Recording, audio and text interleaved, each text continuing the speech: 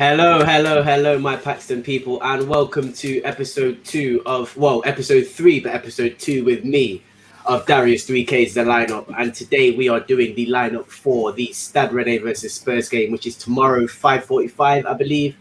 And I have got, once again, the man who covered me last week, I believe it was, and who is my third guest on the third show, same guest as the first and second show. We've got the main man, Sam Spurs for Life. How you doing, my friend? I'm all right, thank you, Darius3k. Looking forward to the game, I guess, because it needs a performance. And yeah, I hope that certain players play. We'll see from the lineup what it's about, what you've got chosen. But I'm hoping that there's certain people I want to see playing tomorrow. So yeah, looking forward to it. Yeah. I mean, I'm looking forward to it too. I'm not that much of a fan of this cup, but I am a fan of Rennes. So it's good to see a couple of players, Jeremy Doku, few players I'm looking forward to seeing, but we're not here to talk about those players. We're here to talk about our players and the predicted lineup that I've chosen. And I know you haven't seen it yet, and I kind of done that on purpose because I want you to have a look at this lineup and get a reaction and see what you think maybe can be improved, maybe shouldn't be in the team, and sort of how we should approach this game. So let's do it. I'm gonna add it on, and you can have a look for yourself. We've got in goal Galini, right back, Emerson Royale. We've got Tanguy and Rodon centre back. I know, as everybody should know, we've got a very big crisis at the moment. We've got two players who can't even get back into the country. We've got one player who, Tanguy, to be fair, isn't sent off for this game, but Tanguy is out for Premier League games, and Dyer with an injury as well. We've not got many centre backs to choose from, so I've gone for Rodon and Tanguy as centre backs and Sessegnon as left back. Well, for Højbjerg as a defensive midfielder with Ndombele and Dele as his two midfielders in front. And then I've gone for a front three of Mora, Kane and Bryan Hill.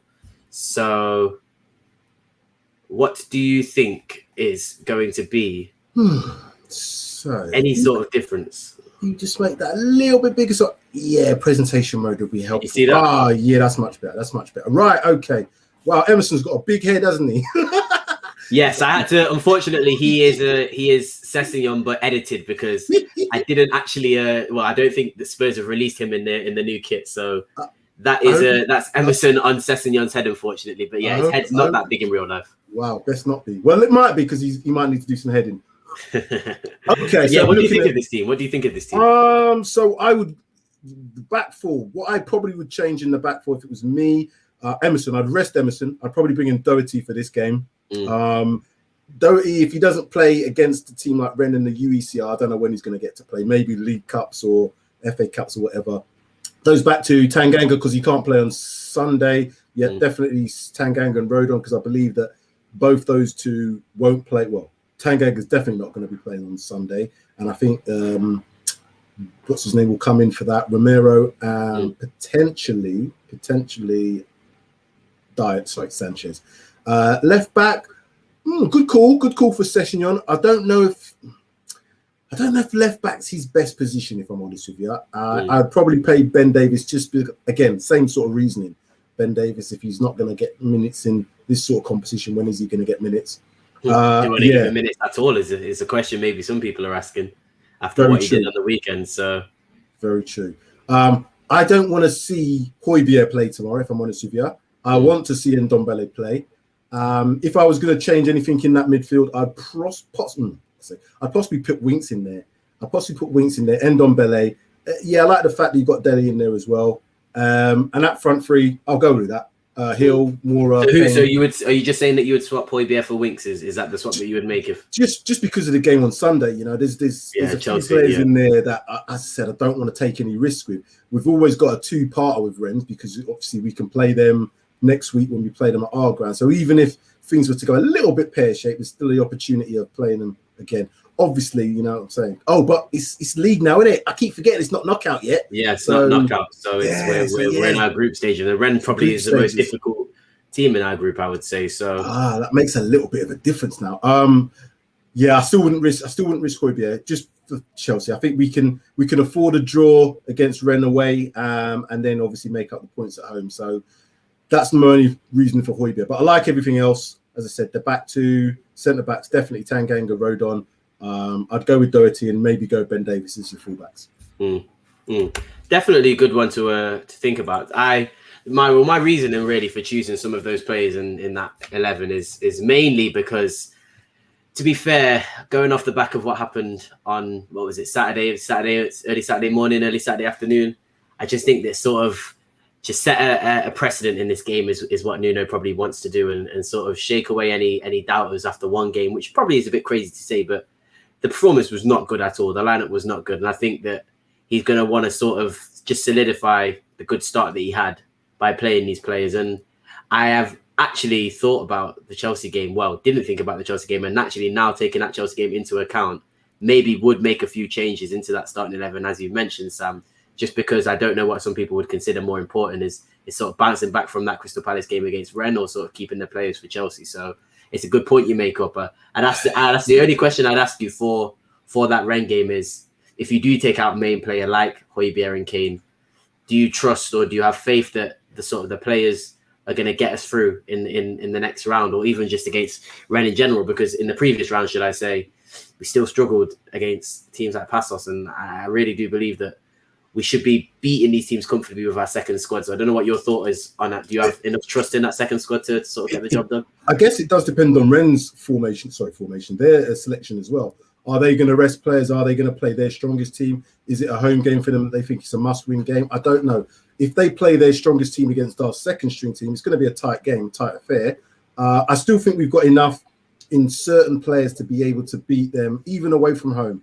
I think the major thing for me is seeing a performance out of, if the likes of Ndombele plays, if the likes of Hill plays, if the likes of Moore plays, very attacking players. Kane has to start, showing levels against teams like this. We're playing a team where you would expect if he gets the service, he should be putting the ball in the back of the net. His game has been about, receiving the ball maybe in too much of a midfield area. And again, does he need to be doing that? Does he need to just be in and around that box and looking to score goals? So the whoever plays just behind Kane, depending on if it's that 4-3-3 or if it's a 4-2-3-1, Nuno's got to show us that tactically he's going to get it right, and they've got to get the formation right and make sure that the players, are ready for Sunday as well. So it's a massive week, a massive next few days for us. Just saw thank you to Sean, by the way, and Monjo. Sessegnon isn't traveling. I do remember seeing that now. So, and Sonny isn't traveling as well, and I believe somebody else isn't also traveling. So yes, so you probably are going to most likely see Ben Davis, if not Regnion. So thank you for that, Joe and Sean. A few comments saying 9 points at home is a target to avoid a 2-leg playoff with an EL dropout. That's very true. I think that you're probably going to see a lot of decent teams dropping into that. Even from the Europa League, dropping into that Conference League. So it's good to avoid them. People have ridiculed this competition because of what it is. It's a new format, and it's not Champions League, it's not Europa. But if you see some of the teams in this competition, are Roma not in this competition as well? Yes, Roma are part of this competition. Yes, do you know what I'm saying? And you look what Roma's doing. Roma's doing bits at the moment with Jose Mourinho, so that will be interesting if we ever get to play them at some point. So the teams that will drop down from it's getting tougher. European football is European football, and this is a competition that we should be aiming to win. I've always said that. Any trophy that's available in terms of the FA Cup, the League Cup, and the European trophy that we're playing for, we should be aiming to win that. Are we a top 4 team at this present time? No. Are we likely to get top 4 with the teams that have got the squads above us? I don't think so, but we should be aiming for top 6 at least. But a trophy and that, I think that'd be a good season for Nuno if he gets that, in my opinion. I agree. And since we didn't do a regular sort of preview for this game, I thought I would ask you for your score prediction for this game, because I know you're on a little bit of a roll right now. So with the 1-0s, but obviously Odson Edward kind of stuck that one in the mud and ruined that one. So I don't know if you've got any sort of score predictions in mind, or what you thought you were going to go for. He killed me. Did Eduardo? What's his name? Eduardo. Eduardo. Yeah, definitely. Oh, jeez. It's really difficult to say with this game tomorrow, because again, it does depend on the approach from both teams. If Rennes are going out there to kind of shut up shop and try and catch us on the break, then it's going to be a tough affair. If Rennes are coming out looking to attack and we've got the players on there that can do the counter-attacking, then I think it's going to be a pretty open game and there'll be goals in it. We'll have to see what the lineup is starting in terms of Kane, in terms of Hill, in terms of Ndombele. The team has to be attacking. For that reason, if I'm looking at that and I'm looking at the players that are playing, and the point that they've got to prove. They've got to show us that, you know, we're not just a team that played against Crystal Palace on Saturday last week. Score wise, I'm going to go for a Spurs win, obviously, and I'm going to go for 2-1. I like that. I think personally, I'm going to be a little bit more confident. I'm going to go 3-0.